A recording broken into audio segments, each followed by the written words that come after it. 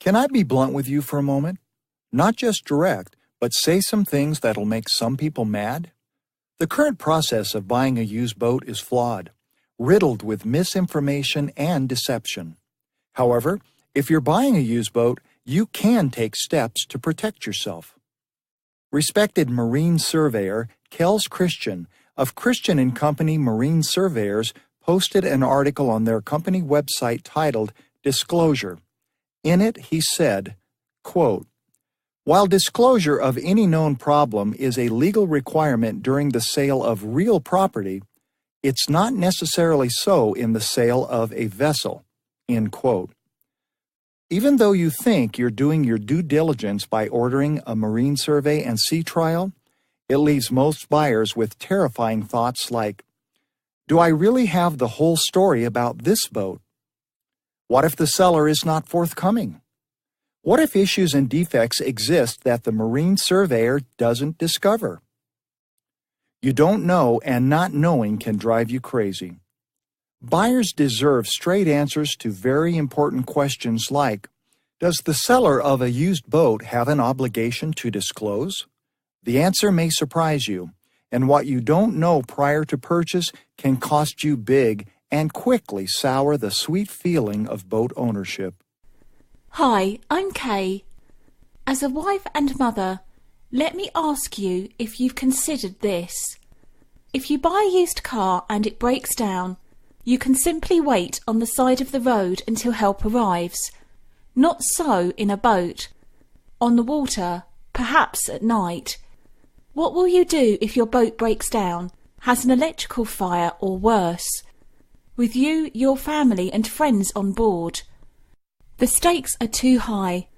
We can't allow the flawed used boat buying process that Hank describes to you today to continue. Thanks, Kay. What a great question.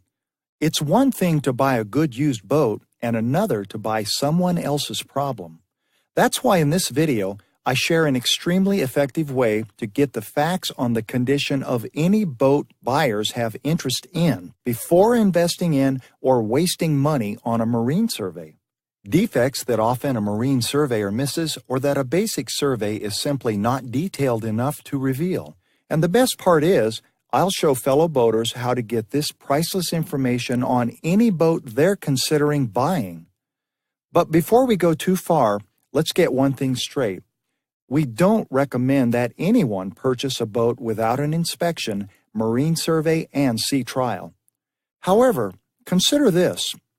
What if you found several good prospects? You're certainly not going to hire a marine surveyor to survey every boat on your list. How do you weed out the bad boats so you can focus on the good ones?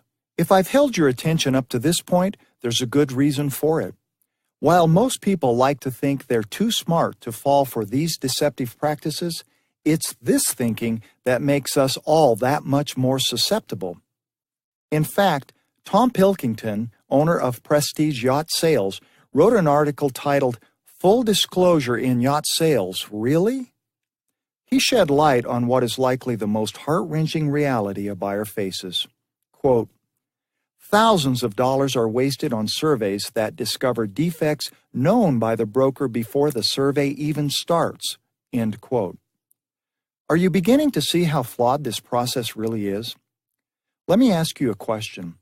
If the seller is likely the one with the most knowledge of the boat's condition, why do they get to sit quietly without disclosing known problems and defects? Don't they have an obligation, or better yet, isn't full disclosure the right thing to do? Sellers and brokers often use language in the purchase contract that states you are buying a boat as is, where is. Does the clause as is, where is relieve the seller and broker of their duty to disclose known boat defects or issues? Yacht lawyer Andrew High, founder of Luxury Law Group, states in his article titled, "What Does As Is, Where Is Really Mean in Yacht Deals?" provides the answer.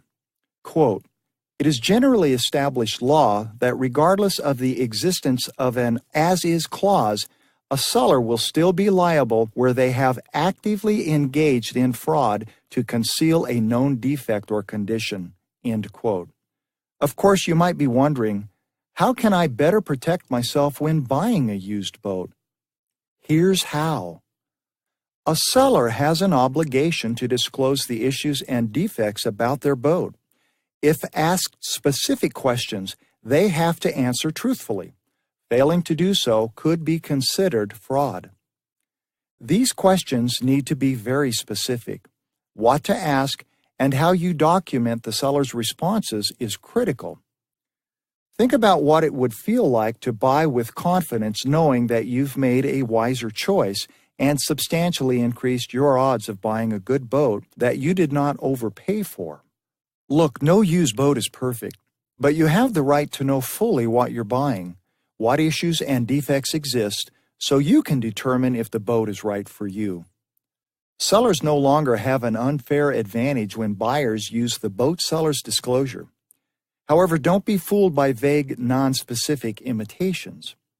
Our boat seller's disclosure covers from the bow to the stern, electronics, mechanical, electrical systems, tanks, plumbing, pumps, hull, head, core, and more. Power boats, sailboats, and boat trailers, items that you'd never think to ask about or get the answers to in writing. It takes about an hour for the seller to complete unless extensive repairs require him to look for and attach supporting documentation. Smart buyers use the boat seller's disclosure to discover costly defects and unsafe issues. Use what they discover to negotiate a lower purchase price. Weed out bad boats before wasting money on a marine survey. Get their most pressing questions answered by the person who likely knows the boat best, the seller. The bottom line is, while a boat seller's disclosure does not take the place of an inspection, sea trial, and marine survey, it should be your first step towards purchase. The mere $37 investment is a wise decision for buyers and just may help you determine if that is a boat you should pass on before spending that $500 or more on a survey, only to find that the boat has defects or issues that are deal breakers. A boat is an expensive investment, costing as much or more than a nice home. If a home seller must disclose, so should a boat seller. I was recently asked, what if the seller refuses to complete the seller's disclosure? My answer is simple. Their refusal to disclose should serve as a red flag and warning to you that you should go and find another boat and only negotiate with a seller who is forthcoming about the actual condition of their boat. The boat seller's disclosure will dramatically increase your odds of buying a good used boat and not someone else's problem. The information you gain from the seller will help you to determine if you should move forward with a survey and a sea trial or walk away from a problematic boat. Don't assume, be misled, or take shortcuts when buying a used boat. Protect yourself and your most precious cargo on board, your family. Click Buy Now. The mere $37 investment for this very detailed form can dramatically increase the odds of you buying a good boat, a safer boat, helping to ensure that the memories you create on the boat you purchase are happy ones.